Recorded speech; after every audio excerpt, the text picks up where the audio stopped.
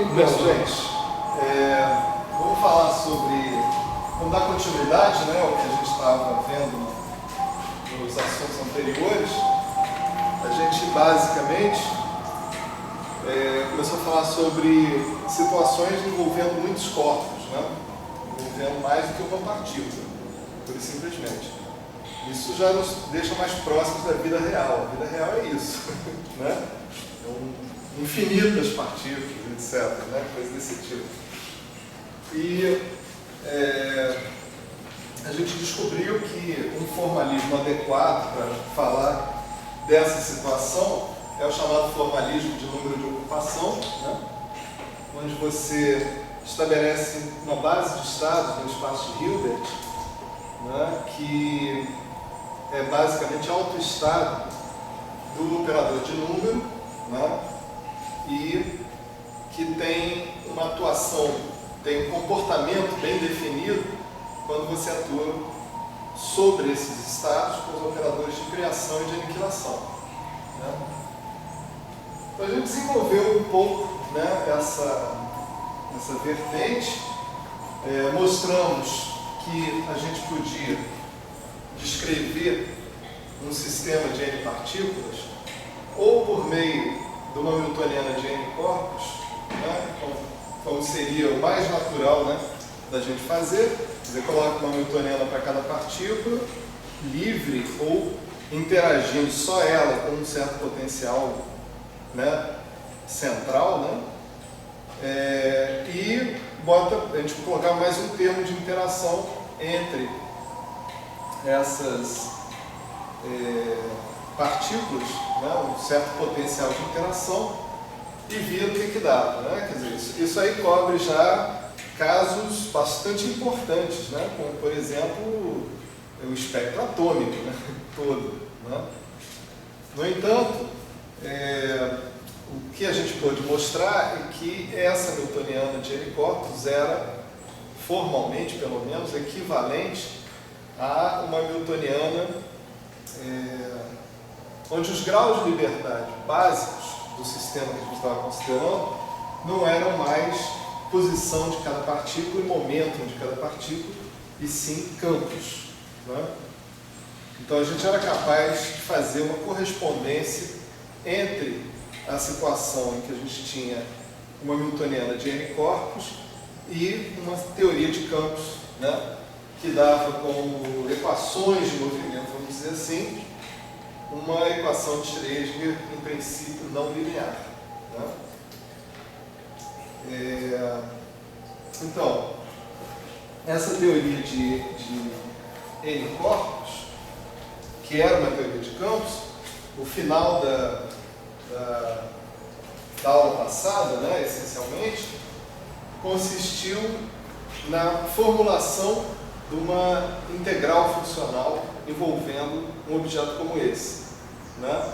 Então aí a gente já começa a olhar para a integral funcional como uma prescrição segundo a qual a gente sempre integra, né, funcionalmente sobre os graus de liberdade do sistema, né? Então a gente começou integrando funcionalmente sobre posição, né? Na verdade, a gente viu que a integral funcional fundamental da qual a gente chegava não era só uma integral funcional sobre posição, era uma integral funcional sobre posição e momento, né? Mas como a gente tinha lagrangianas que eram quadráticas sempre nos momentos, a gente sempre conseguia fazer essa integração funcional sobre os momentos, e aí a gente terminava na integral funcional sobre as posições apenas da exponencial da ação, né? A gente procurou então generalizar essa prescrição. Isso não foi exatamente justificado, isso foi proposto, né? Então é de se esperar que a gente dê alguma justificativa posteriori, pelo menos, disso, né? E eu espero ser capaz de propor uma justificativa no futuro. Mas por enquanto eu queria que a gente se ativesse apenas a aspectos mais ou menos técnicos, né, dessa questão. E esses aspectos técnicos envolveram, na aula passada, o caso bosônico, né? Quer dizer, nós tratamos com bósons, essencialmente. Então, nossos campos bosônicos, eles satisfaziam relações de comutação, né? A gente tinha o campo, a gente tinha um momento canonicamente conjugado a esse campo, que era o conjugado hermitiano do campo, essencialmente, Fidaga, né? E a gente impõe uma relação de comutação que era comutador de φ com Fidaga e H cortado delta de x menos y, comutador a tempos iguais, né?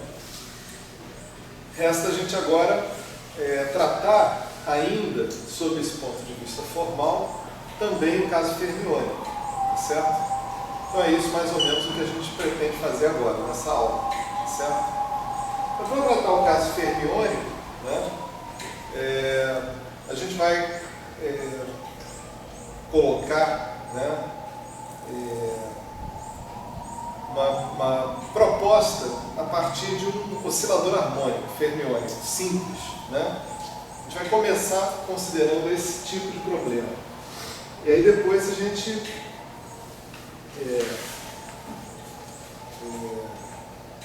procura, né, generalizar os graus de liberdade fermiônicos que a gente conseguir enxergar aqui para a integração funcional, tá certo? Então, primeiramente vamos pensar, já que a gente vai tratar do caso fermiônico, vamos começar do bosônico, né? Vamos pensar no oscilador harmônico bosônico, né? O oscilador harmônico bosônico, a gente está acostumadíssimo com ele, né? P2 sobre 2m, hamiltoniano, P2 sobre 2m, mais o meio de n ômega 2x2, né? Se você decompõe esse oscilador em operadores, esses x e p, em operadores de criação e aniquilação, você encontra esse resultado aqui, né? Vamos chamar de bosônico, né?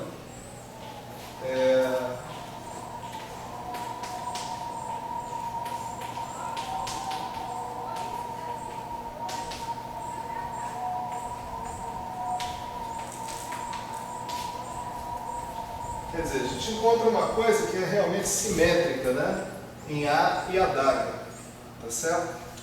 Um objeto que é simétrico em A e adaga. Essa simetria está relacionada com o fato de que A e adaga satisfazem relações de comutação, e não relações de anticomutação, né?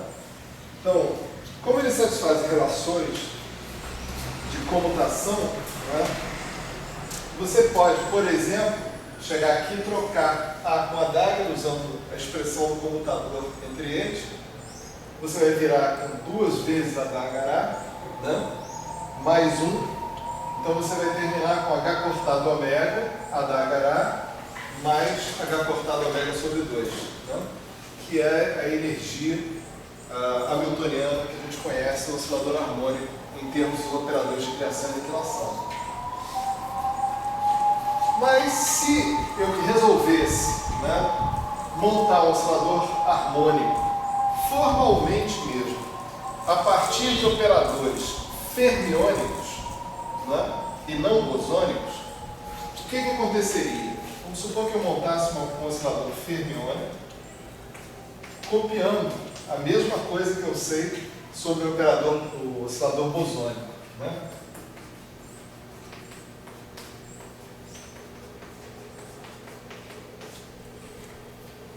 Se eu fizesse isso, né, eu poderia mostrar rapidamente que minha hamiltoniana não conduziria a dinâmica nenhuma, né? Simplesmente pelo seguinte, porque agora esse objeto que está aqui é igual a menos AHF AF mais 1, não é isso? Por causa da relação de anticomutação.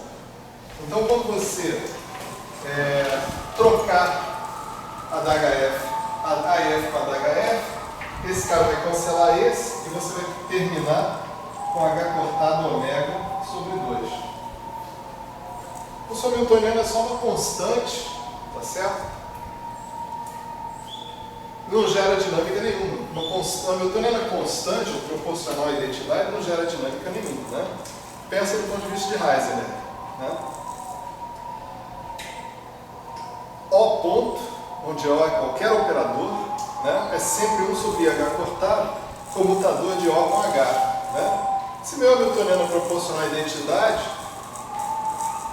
todo e qualquer operador comuta com o hamiltoniano. Portanto, O ponto é igual a zero. Nenhum operador pode evoluir no tempo. Tá certo?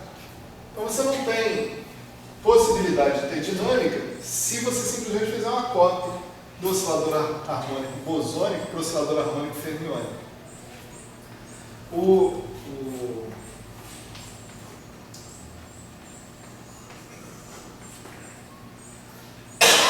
cara bom para a gente fazer, para a gente propor alguma coisa, é isso aqui, né?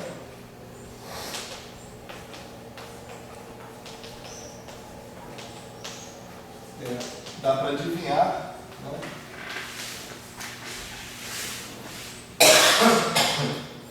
Se o problema era porque quando eu trocava o cara cancelava, só trocar o sinal que está ali, né? E eu observo com isso também que esse oscilador harmônico fermiônico, ele, ao contrário do bosônico, ele é antissimétrico, né? Em termos dos graus de liberdade fermiônicos que estão ali. Vai ter uma energia de fundo negativa, né? Sim, mas não tem problema nenhum, né? Como você vai ver em algum instante, não tem problema nenhum de ter energia negativa. Aliás, a energia ser negativa não é problema nenhum, tá certo? Se você lembrar do átomo de hidrogênio, né? Você tem lá, é o que? Eu sempre esqueço, 13,6, menos 13,6 eletronvolts, né? Chamada energia de ionização. Então você precisa fornecer 13,6 eletronvolts para fazer o quê? Para fazer seu elétron ficar no nível de energia zero, onde ele escapa do posto de potencial, tá certo? E ele fica livre, pode andar por aí pelo universo, né? Sair da órbita do próton, né? Então você convive com a energia negativa há muito tempo, né? O problema não é a energia ser negativa, o problema é ela ser ilimitada para baixo. Ou seja, você poder ter uma energia arbitrariamente pequena, né? Menos infinito. Menos infinito é pequeno, né? Tá certo? Você poder ter uma energia arbitrariamente negativa, isso é um problema. Porque aí você não tem o que você chama de um estado fundamental, um estado de menor energia, e você tem gravíssimos problemas quando você vai trabalhar, né, decomposição espectral, né, do seu hamiltoniano, das quantidades todas lá na sua teoria quântica, né? A gente precisa do hamiltoniano positivo definido para que a gente tenha um estado fundamental. E a gente precisa do estado fundamental para ter estabilidade na matéria. É preciso ter um ponto abaixo do qual você não passe. Senão, você pode extrair energia infinitamente, indefinidamente, né, do seu sistema. Então, ter uma energia negativa não é obrigado, né? O problema é ter arbitrariamente coisas abaixo dela, né? Então, se a gente fizer agora o mesmo truque, né, com essa hamiltoniana fermiônica, essa HF', vamos chamar essa daqui de HF', tá certo? E essa de HF, né? Se eu fizer o mesmo truque agora, de trocar AF d'H por menos AF d'H, AF mais 1, né? Então agora eu tenho um sinal de menos aqui, né? Eu vou obter H cortado, ômega, AHF, AF, menos H cortado, ômega sobre 2. Tá certo? Essa aí é uma hamiltoniana legal, né? Ela me lembra, inclusive, a hamiltoniana do oscilador harmônico normal, né? Tá certo? Do oscilador harmônico bosônico, né?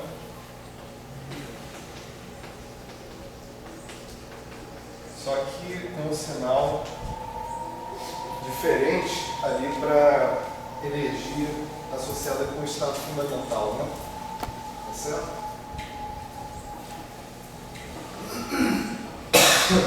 Bom, vamos lembrar que a gente está considerando, né, operadores fermiônicos. Então, esses operadores fermiônicos, eles são tais que o comutador entre eles desculpa, o anticomutador entre eles é zero, mas o anticomutador entre dois desses caras aqui é simplesmente, isso é AF ao quadrado mais AF ao quadrado, então isso dá 2AF ao quadrado, e isso aqui tem que ser zero, né? A mesma coisa com os conjugados hermitianos.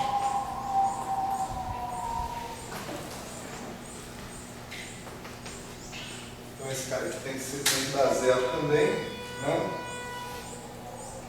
E a gente já viu, né, que o nosso operador número, né, tipicamente, ele satisfaz as relações de comutação que eu espero que o operador número satisfaça. Salve, professor. Usurpar o seu lugar aqui. Tranquilo, melhor assim. Deixa eu só fazer uma pergunta que não quer calar. Essa aula de hoje é aula qual, cara? Afinal das contas. Eu optei por colocar a data do lado na dúvida completa. Não, boa. Mas se não me engano, eu já aula 22. 22? Exato. Mas eu não. Agora falando. O que você acha isso?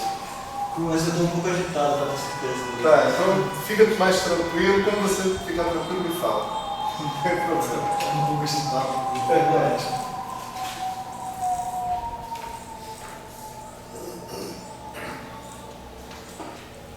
Peraí, deixa eu tirar aqui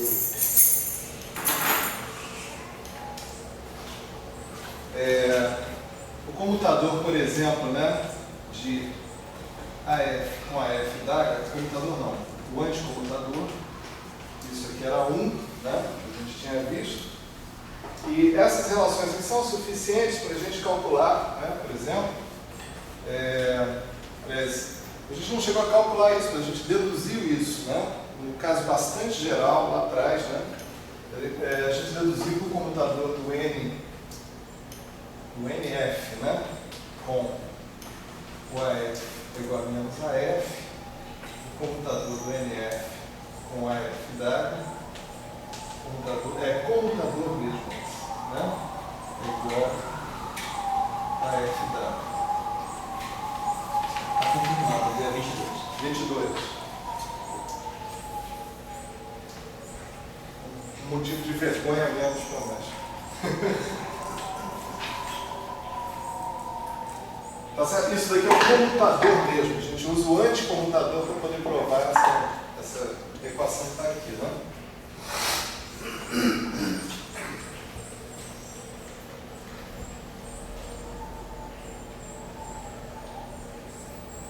Ok. É claro que como a gente tem essa, né, relação que está aqui, a f d'H ao quadrado igual a zero, né, isso significa que a gente não tem estados com número de ocupação maior do que 1. Isso a gente já viu, né? Portanto, os autovalores desse NF só podem ser 0 ou 1. Ou aquele estado não está ocupado ou ele está ocupado por uma única partícula, né? Aqui no nosso caso, a gente não tem duas partículas, nem três, nem quatro. A gente está falando de um oscilador harmônico fermiônico, né? Tá certo? Então o NF só pode ser 0 ou 1, né? Os autoestados desse cara que está aqui, né? Eles... NF, faltou só dizer quem é o NF, né?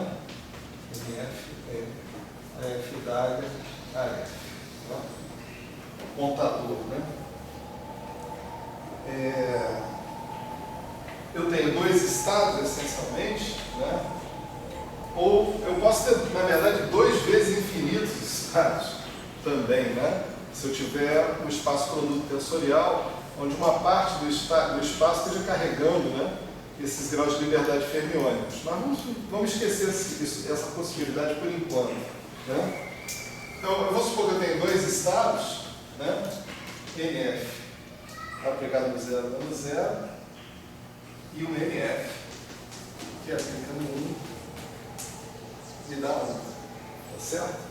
Nesse sentido que eu estava falando, Diego, que não tem problema nenhum o cara ter energia negativa. Você tem só 2 estados, um deles vai estar associado, né, que é o zero, né, com uma energia negativa e o outro está associado com a energia positiva, certo? São só dois, não tem galho nenhum isso. Como a hamiltoniana realmente é definida a menos de uma constante, né? Você pode adicionar uma constante que isso não vai mudar em nada a evolução temporal de operador nenhum, né? Todas as equações de movimento vão se manter iguais e determinadas apenas pela parte não trivial do teu hamiltoniano, né?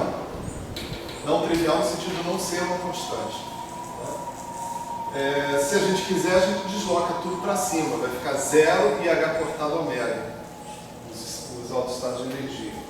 Né?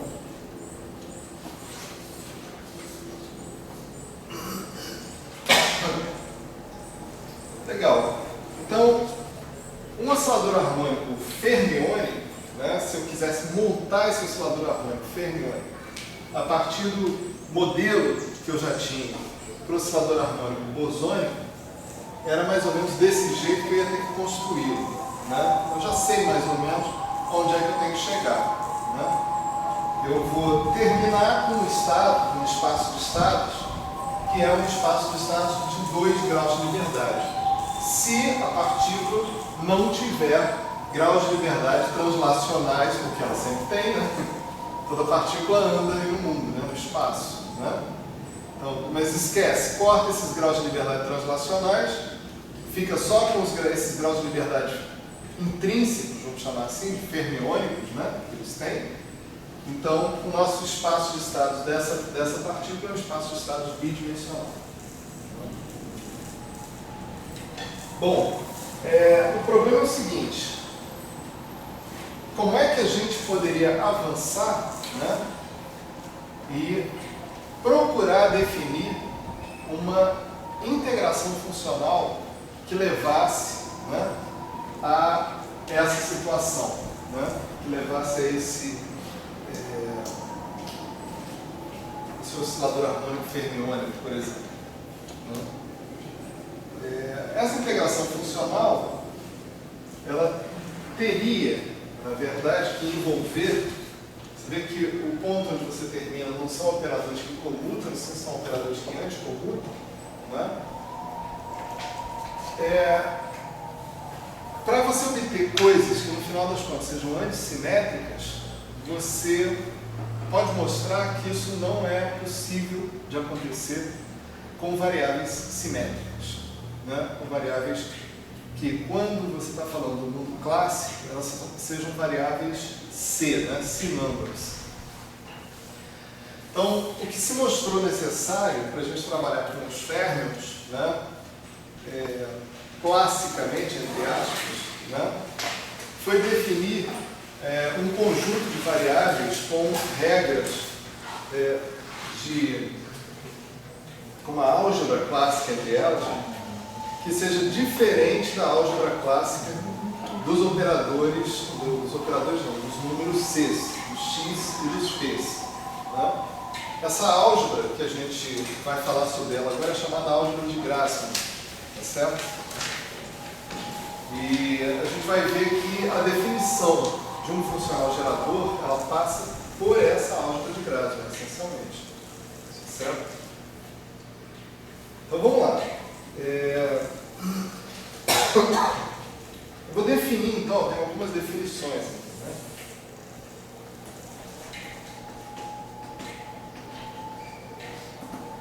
Só um parêntese aqui, né? A definição de uma lagrangiana clássica com variáveis de Grassmann, né, dá origem ao que a gente chama, que foi chamado, né, de mecânica pseudoclássica, tá certo? Então, toda vez que vocês ouvirem esse nome, vocês vão ver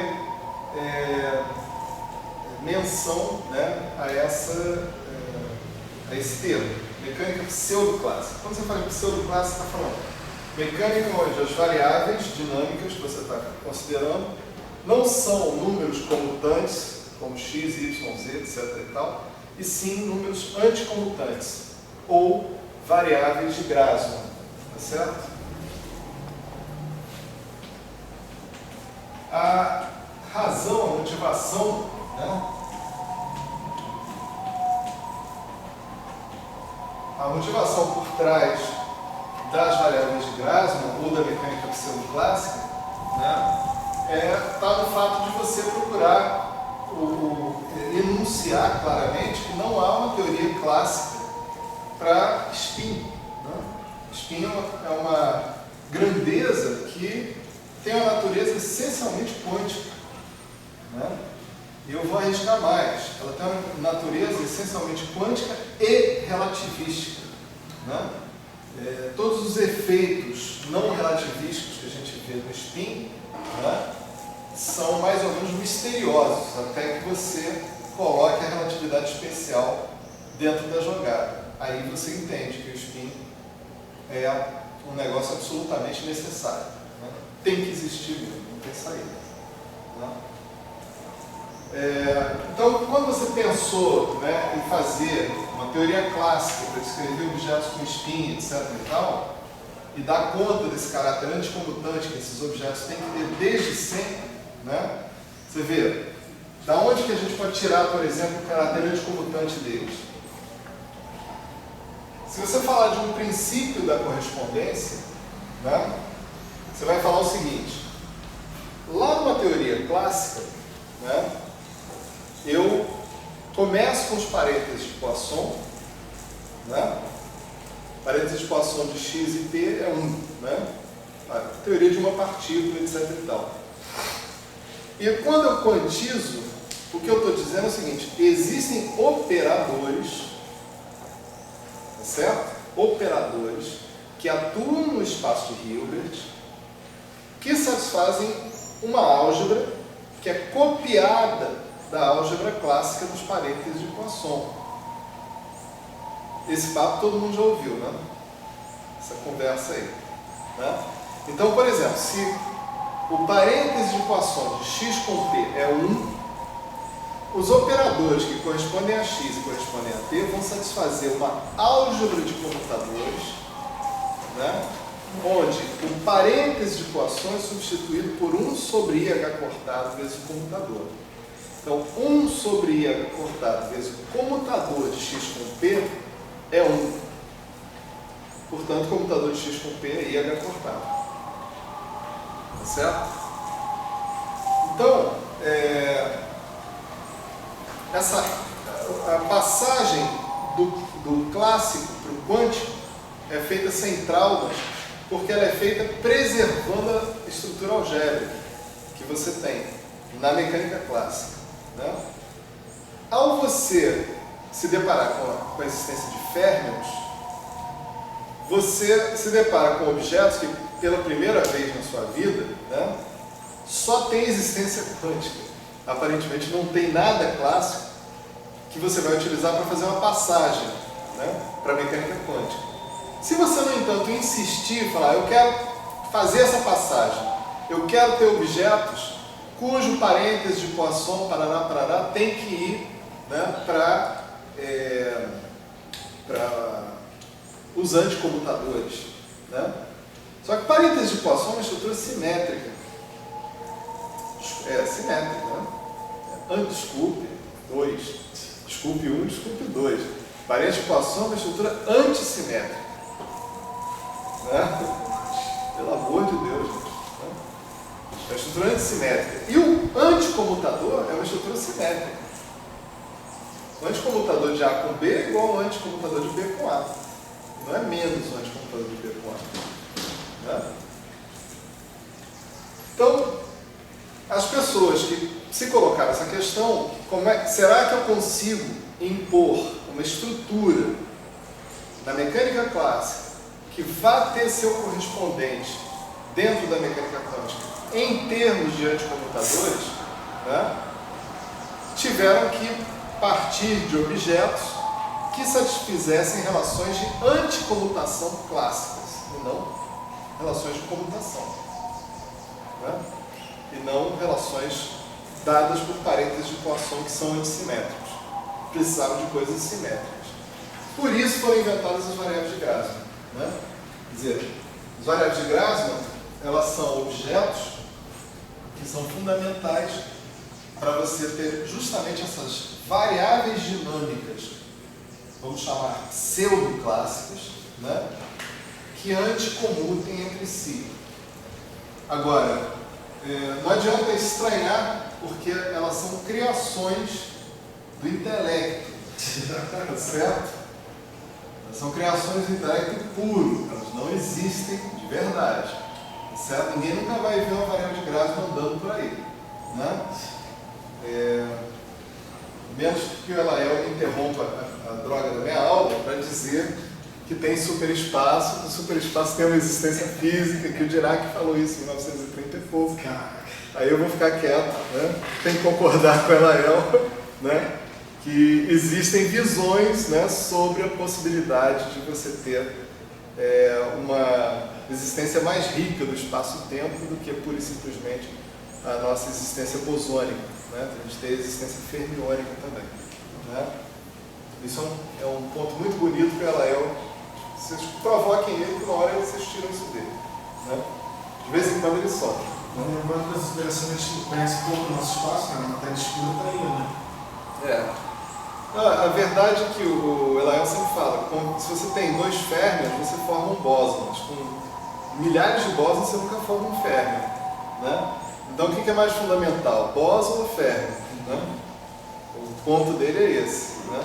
E não é só dele, tem uma tradição aí por trás, né? É um assunto que a gente vai começar nas aulas de iniciação. Então, legal. Espaço-tempo, fermiônicos. Ele vai falar sobre superespaço, essas coisas todas, eu acho que isso aí vai ser bem interessante. Né? Assim você ganha hora aí. Hein? Assim você ganha hora aí. É, porque ele está trabalhando no feriado. Eu estou assinando o livro lá direitinho. Certo. Eu vou fazer uma ação. Você está sendo filmado aqui, só para te avisar. Você Você também pode cobrar hora extra. Eu vou cobrar hora extra. Tá? Tem documento, está documentado. Desculpa eu atrapalhar. Não. Trabalhar no feriado é hora extra. Trabalhar no feriado, depois das 10, também tudo hora extra. Bom, então, Todo mundo tá rico aqui. se a gente fosse cobrar, né? Pô, o ruim é pegar o metrô e todo mundo indo pra praia. Muita coisa ruim trabalhar no feriado. Enfim, o que a gente chama de variáveis de Grassmann são exatamente esses objetos que não são operadores, em princípio, entendeu? Não estou falando de uma representação específica de nada. Estou falando de variáveis que, ao invés de comutarem entre si, elas anticomutam. Vamos supor que exista mais de um desses caras, né? Θi, θj, mais θj, θi igual a zero.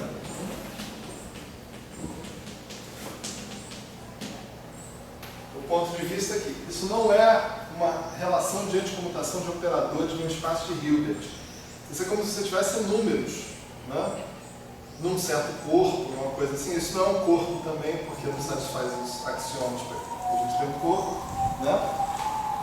Você tem números que anticomutassem entre si, né? Claramente você pode ter matrizes que satisfaçam isso, mas números reais de jeito nenhum.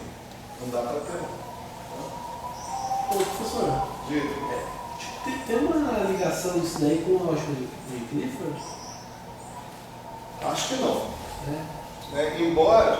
Não, você vê, olha a diferença. A álgebra de Clifford, né, seria uma coisa do tipo assim, gama I, gama J mais gama J, gama I, igual a 2 vezes uma certa matriz, né, NIJ, vezes Se MJ fosse, né? identidade.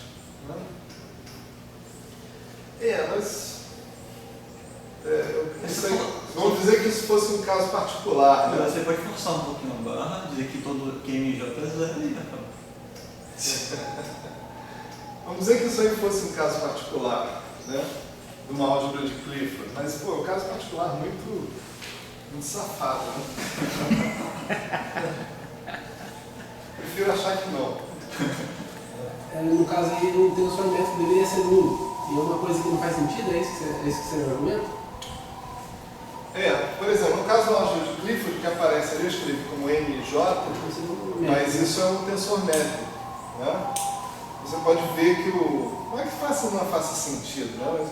Mas não faz sentido interpretar aquilo como uma métrica, né? Nesse caso, né? O MJ que aparece ali, em geral, é a métrica de um certo espaço, né? E se o MJ for zero, então não tem métrica, né? Essencialmente funciona o seu espaço. Então, de distância. Parece uma boa interpretação. Não tem métrica ali. Boa sorte. Sem querer estender muito, mas por exemplo, se o tensor métrico fosse zero, você não conseguiria definir alguma operação ali, né? Não ia ter produto escalar, não ia ter um monte de coisa. Não, né? o produto escalar define um tensor métrico, mas eu acho que um tensor métrico não necessariamente define um produto escalar, ou eu estou enganado? Se você tiver uma métrica, o que é uma métrica, né? A métrica é uma noção de distância, né? Você tem, é uma coisa assim, você tem um elemento A do espaço, um elemento B, e você tem uma forma, né? Vamos dizer assim, que pega dois elementos do seu espaço e te leva um número real, por exemplo, né? Satisfazendo que D de AB igual a D de PA. Que mais? Tem a desigualdade triangular, né? D de AD mais D de BC é maior do que D de AC. E tem essa história aqui, D de AA tem que ser igual a zero, né? Não estou bem certo, mas eu acho que da existência de um objeto desse, você não tira um produto escalar. Fica meio subjúdice essa afirmação, né?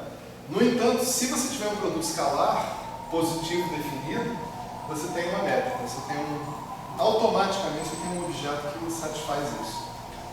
Isso com certeza, né? Se tiver um produto escalar, você tem uma métrica. Agora, eu não sei se você tem uma métrica, se você pode ter um produto escalar. Então pode ser que você tivesse um produto escalar, mas não fosse, em relação à métrica produzida por esse produto escalar, que você estivesse se referindo à sua álgebra de Clifford, né? O que eu quero dizer é o seguinte, pode ser viável, né? Você pensar em uma representação de álgebra de Clifford no espaço de métrica nula, né? Mas eu te diria assim, pensa num contexto primeiro que exija isso. Eu não consigo imaginar nenhum contexto.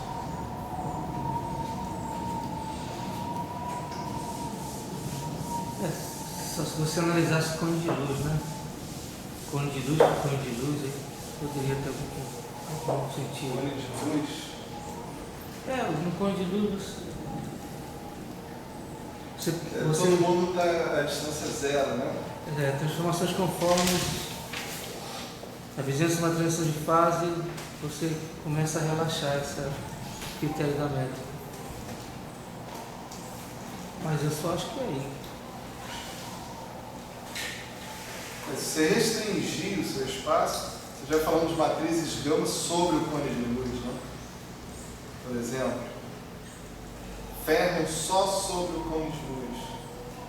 Então, como a distância entre quaisquer dois pontos é zero, né? A álgebra de Clifford que seria satisfeita também poderia ser zero. Você terminava com a variável de Grassi. Não sei, cara. Porque você tem uma construção fermiônica das transformações conformes, né? Você tem essa construção. Não Estudei isso há conheço. muito tempo atrás. Não conheço. Mas o que tem essas transformações conformes ali com isso agora? É porque Você jogou mais um jogador, né? Você esquece a métrica, você... Bom, se você relaciona transformações conformes, acho que você pode esquecer a métrica, né? E você não tem a medição, ela passa a não ter um significado físico, né? Porque você tem uma variância de escala. Aí eu acho que a métrica, você jogar lá fora, você pode trabalhar com fluxos. Não. Se você tem simetria conforme, por exemplo, eu acho que o que você está falando diz respeito a duas dimensões. Sim. Mais do que duas dimensões é a coisa mais complicada do que isso. Mas em duas dimensões, toda métrica que você colocar em duas dimensões pode ser levada por uma transformação conforme numa métrica conformalmente chata, plana. Significa que você faz uma transformação de coordenadas e essa métrica vai numa métrica que é proporcional à métrica euclidiana ou à métrica pseudo-euclidiana, depende do caso, se você estiver trabalhando. Aí, com a transformação de vai, você joga fora o fator conforme, o fator que está na frente, e você saiu de uma métrica qualquer para uma métrica ou euclidiana ou pseudo-euclidiana. Tanto faz. Você não joga ela fora. Você chateia ela. Você transforma ela numa métrica plana, chata. Né? Não é que você fique sem métrica. Né? Era isso que você estava falando. Tá certo. Então, cuidado. Tira as transformações de conforme da jogada. Por quê? Com as transformações de conforme, você não perde a métrica. Você apenas manda em duas dimensões. Qualquer métrica é uma métrica euclidiana ou pseudo-euclidiana equivalente. Agora, o que está sendo discutido aqui é você ter a métrica zero, que é diferente. Né? Tipo, a distância entre dois pontos, no caso euclidiano, é dx ao quadrado mais dy ao quadrado. No caso pseudo-euclidiano, dx ao quadrado menos dy ao quadrado. Mas não é zero. Quando você fala em cone de luz, aí eu falei, não, legal. Cone de luz, realmente, se você tiver uma métrica riemanniana, pseudo-riemanniana, a distância entre dois pontos no cone de luz é zero. Se você restringir os seus férmions, vamos dizer assim, a esse cone de luz, a álgebra de Clifford, né, das matrizes gama, que você vai colocar no espaço tangente sobre esse cone de luz, etc., então vai ser essencialmente a álgebra de Grassmann. Né? Parece virar realmente um caso particular. Seria ele está no referencial do Fota. Mas não é só referencial não, tem que ser um negócio mais restrito. Você tem que estar fazendo uma teoria de campos sobre o cone de luz. Seus campos só podem ter suporte no cone de luz. E eu não conheço isso, entende? Essencialmente. Eu não sei que tipo de aplicação um negócio desse poderia ter. Não sei. Interessante.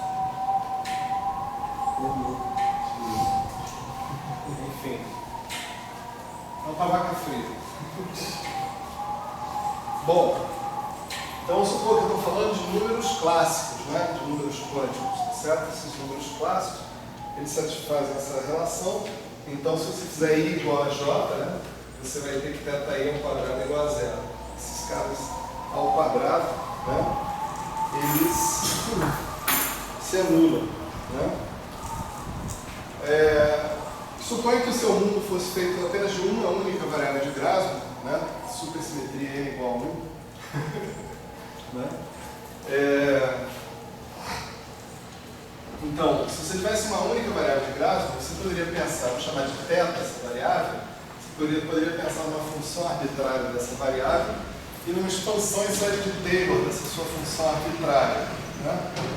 Uma expansão em série de Taylor é uma expansão da sua função com coeficientes a serem determinados, usualmente pelo valor da função em θ igual a zero, mais valor da derivada da função em θ igual a zero, mais valor da segunda derivada da função em θ igual a zero, assim por diante. Né? Mas nesse caso, qualquer função de uma única variável de Grassmann, ela vai ter que ter essa expansão de Taylor aqui, e mais nada. Eu tenho que terminar aí, porque se tiver um termo C, θ2, esse termo é zero, porque θ2 é zero, θ3 é zero, θ4 é zero, θ5 é zero. Então é um mundo muito agradável de se viver, né, assim, no quadro negro. Não sei, assim, eu nunca estive lá pessoalmente, né? Mas no quadro negro é legal porque não tem muito produto infinito, não tem nada, e a integral, a gente vai ver que a integral tem umas regras também muito simpáticas, que fazem com que você nunca tenha que matutar sobre como é que se faz uma integral, você sempre pode fazer sua integral tranquilo, né? Então, vamos dizer, toda e qualquer função que você puder imaginar vai parar por aí, né? Claro que se você tiver duas variáveis de Grassmann, aí a sua expansão é um pouquinho mais complicada, né? Você vai começar com A mais B1 θ1 mais B2 θ2 mais C12 θ1 θ2, né? Então você pode chegar até a segunda ordem. Agora, se você quiser passar dessa segunda ordem, você vai obter zero de novo, né? Porque numa próxima ordem você vai ter que ter ou θ1 ao quadrado, você vai ter, por exemplo, um termo assim, θ1, θ2, θ1, né? Um cara como esse, isso é a mesma coisa que menos θ1 ao quadrado e θ2. E como θ1 ao quadrado é zero, isso aqui é zero, né? Então termos de terceira, quarta, quinta e sexta ordem também acabam por aqui, né? Não tem θ2, θ1? Tem. Nossa, então 1, 2 e 2, 1. Não preciso. Olha só, eu estou resumindo, né? Dizendo, vamos supor que eu tenho C12, θ1, θ2, mais C21, θ2, θ1. Chama Certo? de Então, como θ2, θ1 é menos θ1, θ2, isso daqui é a mesma coisa que C12 menos C21, θ1, θ2, certo? E isso aqui eu posso chamar de C barra com 2, θ1, θ2, tá certo? De qualquer forma, eu só tenho que conhecer uma certa constante aqui na frente. Por isso que eu não botei uma barra aqui, né? Mas termos que vão um no outro perante permutações dos tetas, eu não preciso repetir. Se eu quero considerar, eu já considero eles todos dados ali, né? Então, se eu faço 3 variáveis de Grassmann, vocês podem imaginar onde é que eu vou parar, vou para mais uma, né, e tal. E, eventualmente, eu posso ter uma função de infinitas variáveis de Grassmann. Isso acontece também, tá certo?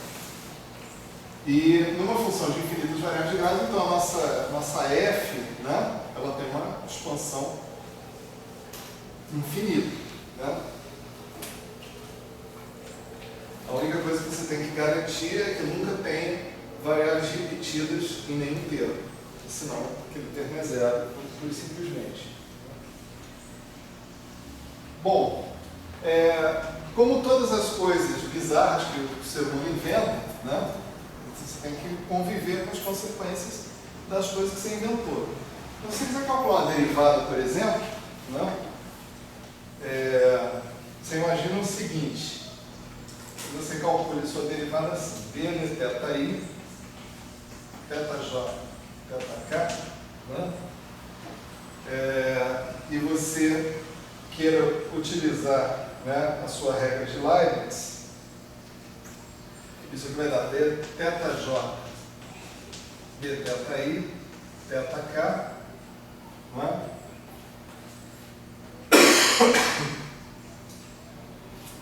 Mas agora eu vou ter que passar essa derivada por cima desse cara que está aqui, tá certo? É de se esperar que quando eu passo a derivada por cima de uma variável de Grassmann, eu ganho um sinal de menos dentro dessa história.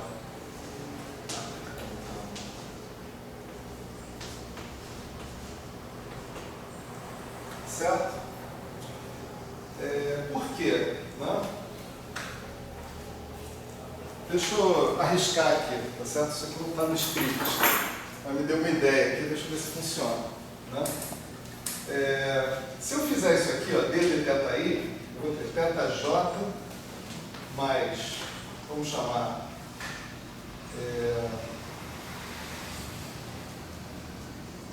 epsilon θ I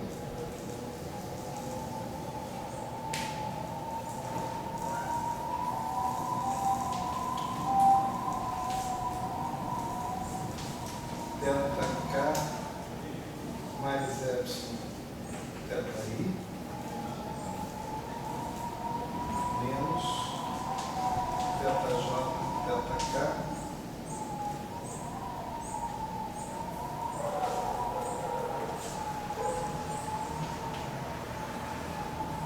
isso daqui daria delta J delta K menos delta J delta K, tudo bem? Então daria epsilon θ I delta K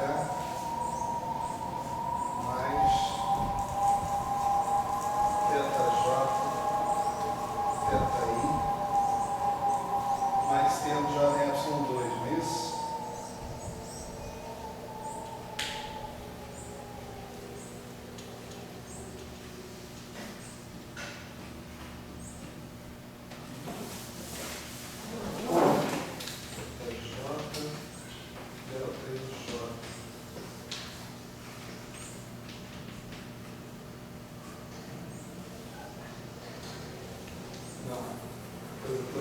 Epsilon, delta e J.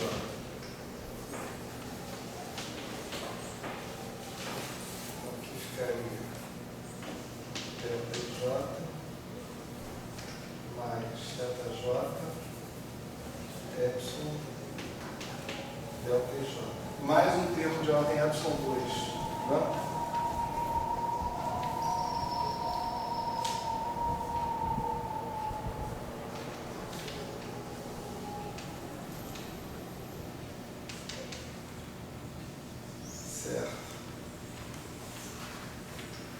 Se eu atribuir um caráter de Grassmann também para esse epsilon, tá certo? Então esse epsilon, para ele passar por cima do θj e cancelar com o epsilon que está ali embaixo, né? Ele vai ter que trocar de sinal. Né? Então para eu poder escrever isso aqui, 1 sobre epsilon vezes epsilon, eu preciso escrever delta e J, delta K, isso aqui está pronto aqui. Só que aqui eu tenho que trocar o sinal para θj, delta e J, delta e K.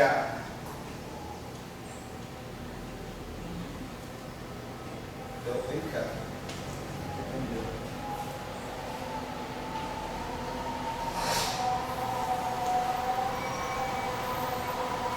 É tipo assim, olha só, como isso aqui está no improviso, tem que ser ajustado. Tem uma ardinha aí que tem que ser ajustada. Tem o I e o J aí. Olha só. Aqui eu só faço a variação se o J for igual ao I. Por isso que é epsilon, delta e J. Isso é uma derivada parcial. Tá certo?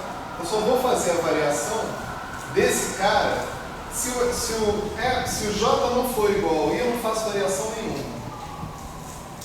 Se o J for igual ao I, aí eu faço a variação dele. Por isso que eu estou colocando delta e J aqui na frente. E a mesma coisa aqui no K. Se o K for igual ao I, eu faço a variação. Se o K não for, eu não faço variação nenhuma. Né? Aqui eu estou simplesmente reescrevendo esse negócio que está aqui. E aqui eu estou colocando o epsilon para frente, supondo que o epsilon é anticomutante.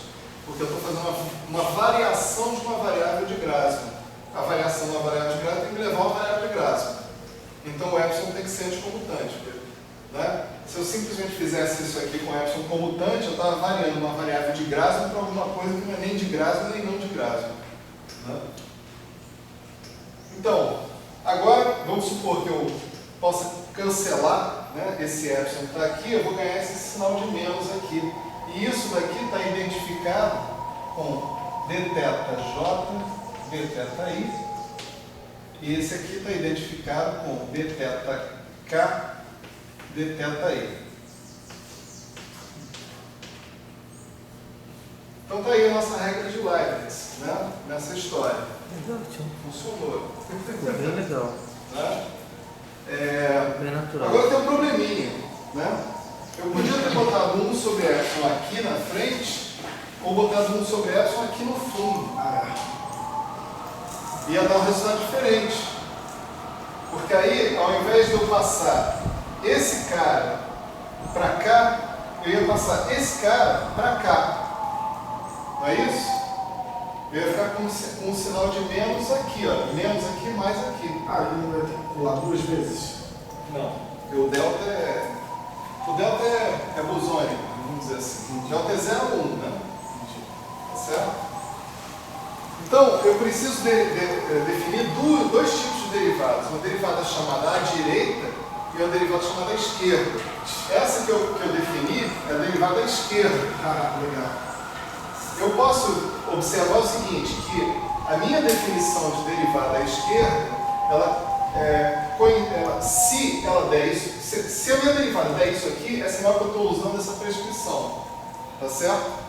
Estou botando 1 sobre y na frente. Se a minha derivada der menos aqui, mais aqui, é sinal que eu estou usando a outra prescrição, vou botar 1 sobre y atrás. Então essa aqui é a chamada derivada direita, né?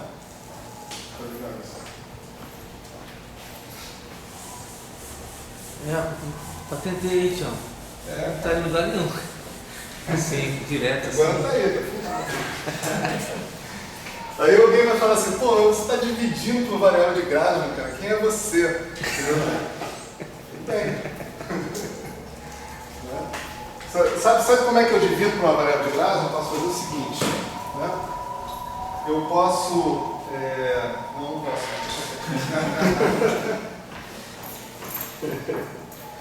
Então, olha só. A minha derivada à esquerda, θ i, isso vai ser dθj dθi, θk menos θij dθk dθi. É isso?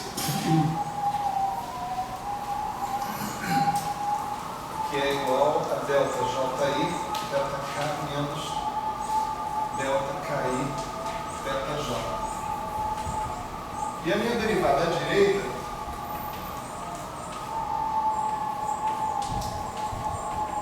você pode escrever assim, né? Com a setinha apontando para lá, né? Ela vai dar o seguinte, ela vai dar menos dθj dθi θk mais θj dθk dθi. É fácil lembrar essa regra, né, em princípio. A derivada vem andando aqui. O primeiro cara que ela encontra, ela deriva tranquilo, né? Para derivar o segundo, ela tem que passar por cima do primeiro. Quando ela passa por cima do primeiro, ela troca de sinal. Tá certo? Se tiver mais um aqui, né, ela vai também passar por cima desses dois, aí não troca de sinal. Então ela funciona como uma variável de Grassmann a mais. A derivada, né, também obedece uma álgebra de Grassmann. Tá certo? Então, nesse mundo estranho, as derivadas anticomutam, elas não comutam.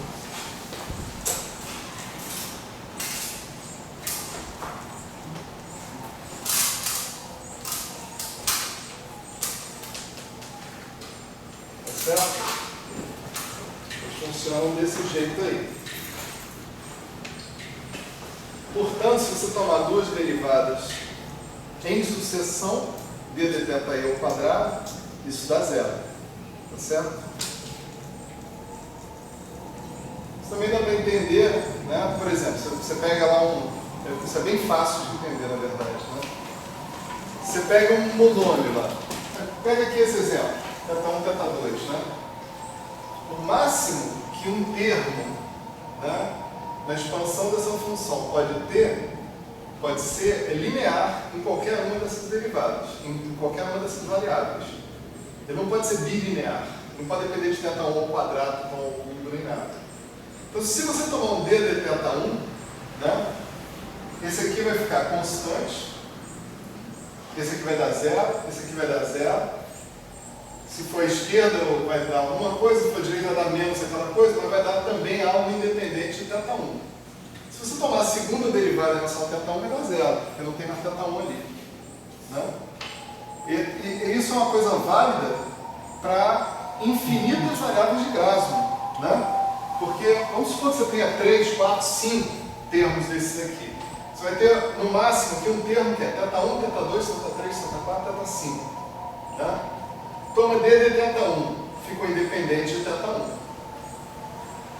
Toma a segunda derivada em relação a θ1, tem que dar zero, independente do θ1. Tá certo? Então não tem derivada segunda. Não. Não tem derivada segunda. Graças a essa relação que está aí.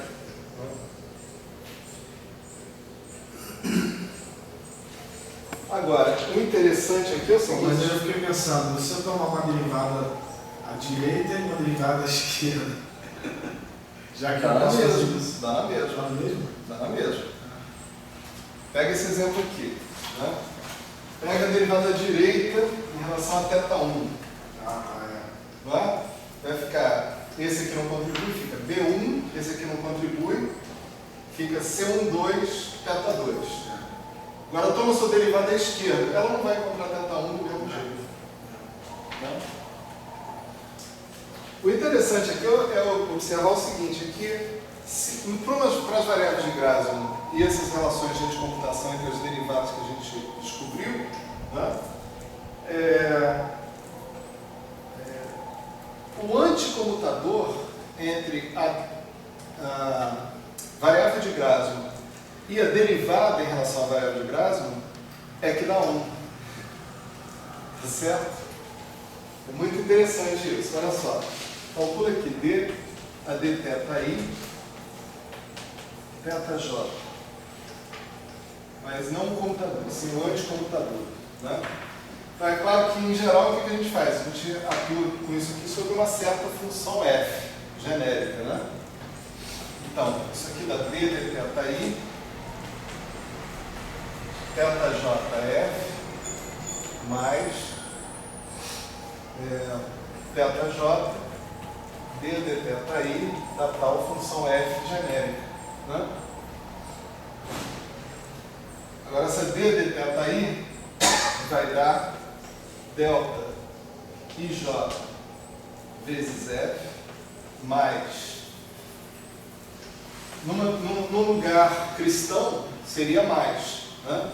No entanto, como a derivada também atua como uma variável de Grassmann, ela vai ter que passar por cima do θj, passou por cima de um θj, tem que trocar de sinal. Então aqui não vou poder escrever mais, vou ter que escrever menos θj d dθi do f mais θj d dθi do f. E o resultado aqui é delta ij. E agora eu posso abstrair do f, né? Tá certo? Quer dizer,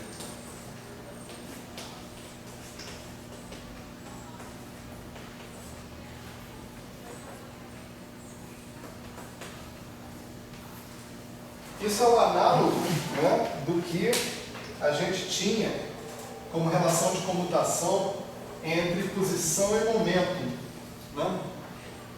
Lá na mecânica quântica normal. Não é isso? Uma derivada nada. Então agora a gente tem uma relação de anticomutação. Tá certo?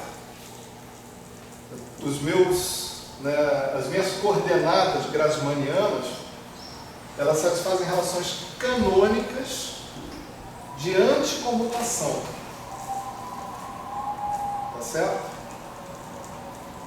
Então, propondo variáveis como essa, a gente pode realmente, né, construir objetos, aqui é mais, né, que generalizam aquele comportamento no caso dos sistemas, né, anticomutantes. Né? Legal. Tem muitas maneiras, né? A gente falou das variáveis, então isso aqui é um curso de cálculo de variáveis de Grassmann, né? A velocidade da luz, né? Mas acredite que não tem muito mais coisas, né? a serem faladas aqui, né? Tipo assim, eu podia dar a velocidade da tartaruga, que provavelmente ia ser a mesma velocidade, entendeu? Porque há um grande grau de arbitrariedade, né, na construção dessas variáveis de Grasman, né? Tipo assim, há várias possibilidades que a gente poderia tentar. Essa é uma delas e, por um acaso dos céus, né, é a possibilidade que está de acordo com o que a gente precisa para tratar os sistemas fermiônicos, né? A gente tem que se conformar com as variáveis de Grasman sempre com esse pensamento. Isso daqui é o que eu preciso para tratar os sistemas fermiônicos.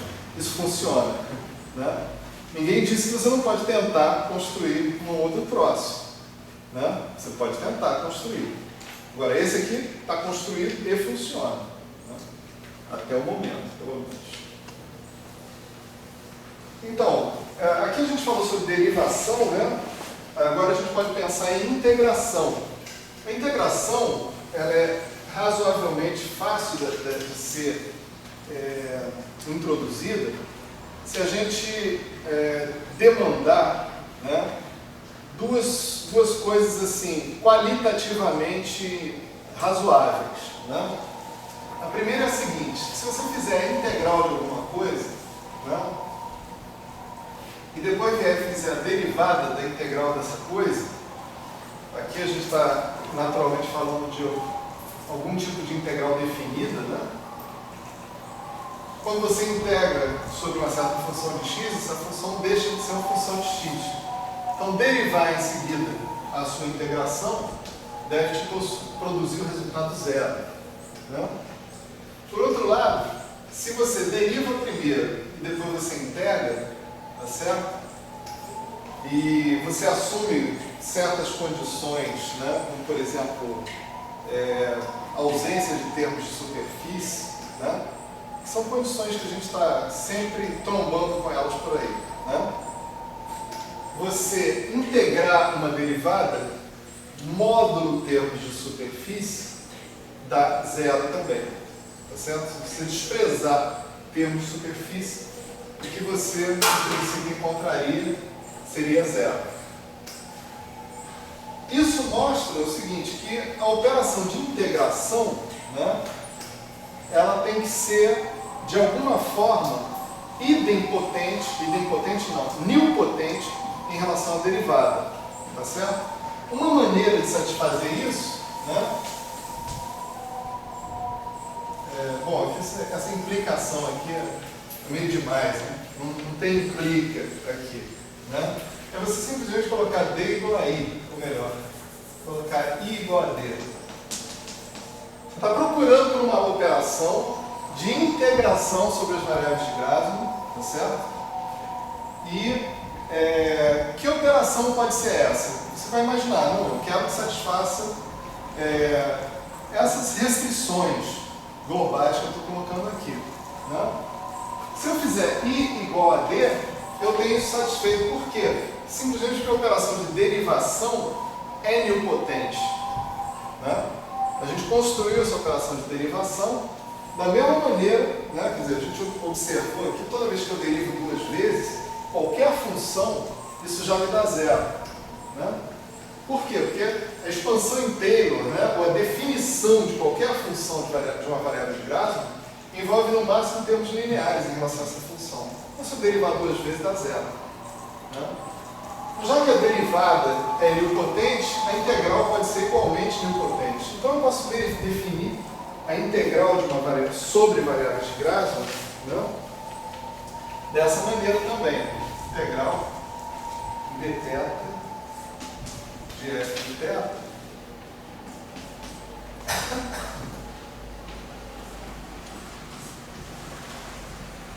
df de θ dθ. É muito bizarro, né? Isso que é bizarro.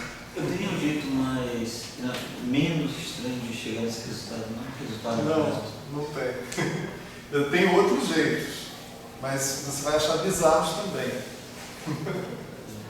Talvez é o seguinte, talvez você se revolte tanto com esse jeito, que quando você vê outros, você vai achar os outros mais razoáveis. Mas é uma ilusão.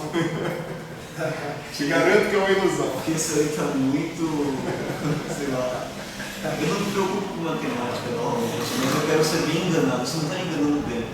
Pois é, o que eu posso fazer? Realmente esse mundo ainda existe. Não, o que importa aqui é o seguinte, o que importa é que você consiga tirar um número, tá certo? De dentro dessas histórias todas, né? E que esse número que você conseguiu tirar, ele tenha as propriedades boas, né? Que os férmions têm que ter. Esse é o ponto. Então, no fundo, nós estamos construindo regras que vão nos permitir manipular, né, funcionais geradores, né, que nem aqueles lá que a gente viu, o oscilador harmônico, etc. e tal, né, para férmions. Entende? A gente está construindo regras. Aí você vai dizer, bom, o resultado de eu aplicar essas regras, né, é razoável ou não é razoável? Se for razoável, né, é interessante observar que não há contradição matemática nenhuma nesses caras que estão aí. Tipo assim, como é que um matemático apresentaria isso aqui para vocês? Ele falaria, sejam objetos θ1, θ2, θ3, θ não sei quanto, que obedecem àquela álgebra. θi, θj, mais θj, θk é igual a zero. Seja. Seja uma operação, né, de derivação definida sobre esse conjunto, né? Tarará, tarará. Essa operação de derivação é nilpotente, naturalmente, em função da definição dos objetos, né, como objetos nilpotentes. Observação bem tola, mas o elevado a θ satisfaria essa. Se fosse, por exemplo, elevado a θ satisfaria essa. Isso é verdade. Satisfaria o quê? Aquela, a princípio, A solução não seja elevada a θ. E elevado a θ, Satisfaz essa equação. que equação? Integral elevado a derivada. Sim. Mas ali está para um f genérico. Esse E elevado a θ é um f específico. Né? Não. E você vê, isso daqui já é uma integral definida. Ela não é uma integral indefinida, né? Ela é uma integral definida, porque se o f de θ é isso, a mais b θ. Então quanto é que dá df de θ? A b, né? Cara, Isso aqui não é uma função de θ. Isso não é uma função de θ. então o f de θ só pode ter aquela forma lá. É isso que está acontecendo. Qualquer f de θ é daquele jeito. Tem aquela forma. Sim, porque não existe. Você não pode colocar o termo C, θ2 aqui. Isso é zero. θ3, θ4, θ5, assim por diante. Então, um matemático, só voltando para o ponto aqui, né? O cara quer ser bem enganado, deixa eu enganar ele legal. Peraí. Estou tentando ser bem enganado. O matemático ele vai chegar e vai definir, né, as coisas. Definir isso, definir aquilo, ele vai se preocupar se há contradições, né, entre as definições dele, se os teoremas que vai provar vão ser contraditórios, etc. e tal. Não são. Acredite nisso. Né? Agora, se você for procurar um sentido físico, né, para essas operações, aí sim você vai realmente se sentir enganado. Porque não há. É importante dizer que não há. Você pode se aproximar um pouco dessas histórias e tal, mas no final das contas você tem que aceitar como regras formais. Se você pensar assim, você vai ser mais feliz. Uma pergunta que não tem a ver diretamente com essa parte, mas teve um comentário que você fez antes. Dá para pegar variáveis de grado, né? Juntar elas e fazer alguma coisa que pareça ser número? Claro, duas variáveis de grado. E aí dá para recuperar desse jeito a derivação normal, a integração normal, esse tipo de coisa? Não. Quer dizer,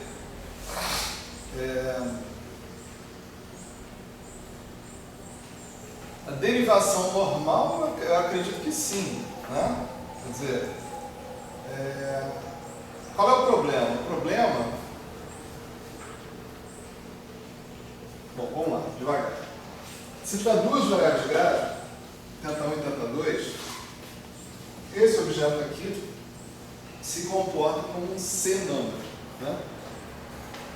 θ1 vezes θ2.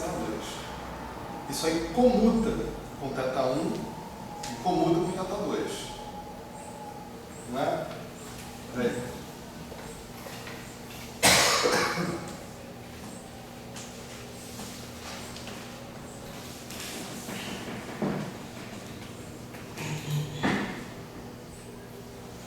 Mas é uma conta super chata, dá zero. Nesse caso dá zero. Então parece que... Então vamos pensar em três variáveis de grade.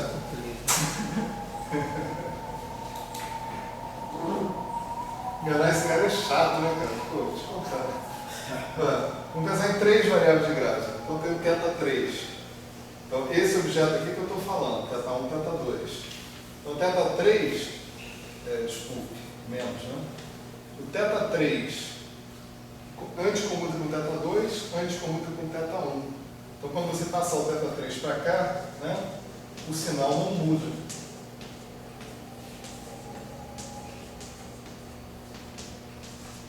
Então, em relação a um número infinito de variáveis de Grassmann, o produto de quaisquer duas delas, ou de qualquer número par delas, funciona como um sinal, sem problema.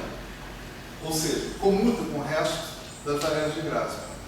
O que eu te digo, que a resposta é não sei, mais pendendo para não, né, é se você recupera as chamadas propriedades que você conhece de derivação e de integração, né? Parece que tem que quebrar em blocos. Se você derivar em relação a θ1 vezes θ2, né, você sempre pode chamar θ1 vezes θ2 de alfa, por exemplo, né? E imaginar que esse alfa é uma variável normal e derivar com a regra de Leibniz normal entre eles.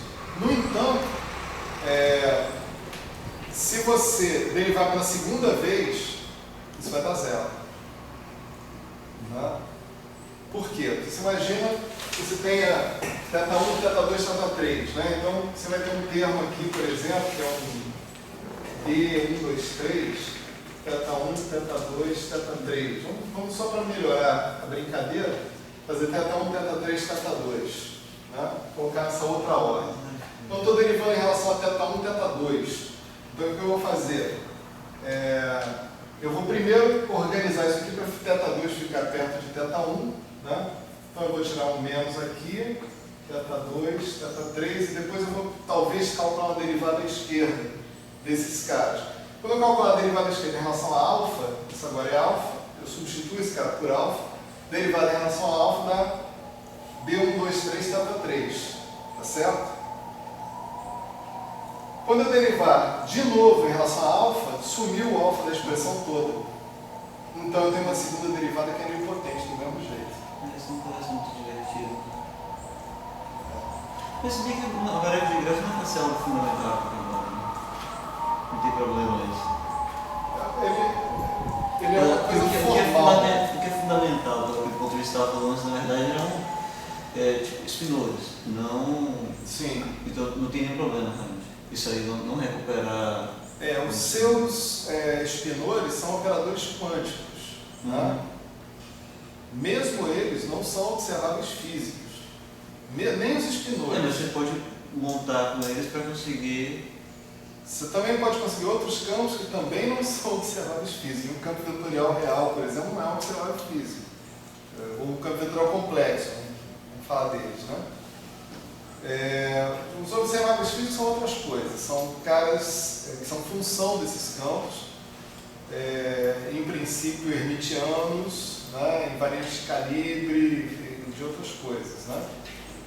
Quer dizer, a gente tem uma formulação da nossa teoria, principalmente quando você parte para descrever a física de partículas elementares, por exemplo, onde os seus graus de liberdade não são observáveis físicos. Você não tem acesso a eles. Então, ninguém pode dizer para você que você não tem o direito de escrever isso do jeito que seja mais conveniente, né, em relação à tua natureza, né, às coisas que você vai medir. Você não mede o campo espinorial. Isso não é um observável físico.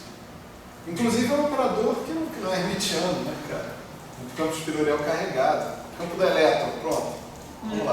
Elétron não existe, né? Agora, o campo do elétron, psi do elétron, não é um operador que eu meça, não é um observável físico. Porque o psi d'Agra é diferente do psi, já vai começar disso. Só começando aí.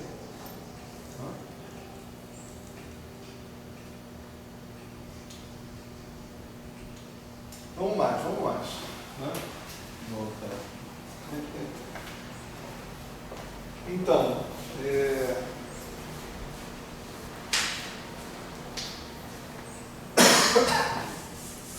então, se eu fizer a derivada igual a integral, né? No caso das variáveis de Grassmann, né? Isso vai me dar algumas conclusões, né? Por exemplo, a integral de dθ, né, é a mesma coisa que eu integrar em dθ uma função 1, né, número 1. Como isso é igual a derivada em relação a θ, isso dá zero. Certo? Isso é um termo de superfície também, né? Cá entre nós. Quando a gente falou daquilo ali, ninguém reclamou, agora não tem direito. Certo? Isso é um termo de superfície. Mas se você integrar em relação a dθ o próprio θ, né, usando a definição df dθ, com f de θ igual a θ, dθ é 1, né, portanto, integral de dθ vezes θ é 1 também. Né? Então a gente consegue tudo que a gente quer das variáveis de Grassmann, né, fazendo esse tipo de coisa. Quer dizer, eu defino a integração, é uma operação sobre as variáveis de Grassmann, satisfazendo essas duas propriedades. Você pode perguntar por quê, né? Aí vão vir as explicações mais bizarras. Mas se você não perguntar por quê, né, e simplesmente assumir que isso aí possui uma consistência interna, isso tudo vai funcionar perfeitamente, sem maiores problemas. Né? Agora, se você perguntar por quê, né, e ficar tentando comparar com a integral que você conhece, com a derivada que você conhece, aí vão vir os problemas. Agora sim, eu não posso chamar isso de uma integral de Riemann. Não. Né? Riemann. De Riemann, né? É uma outra integral, uma integral de Grassmann. Essa integral sobre a alga de Grassmann.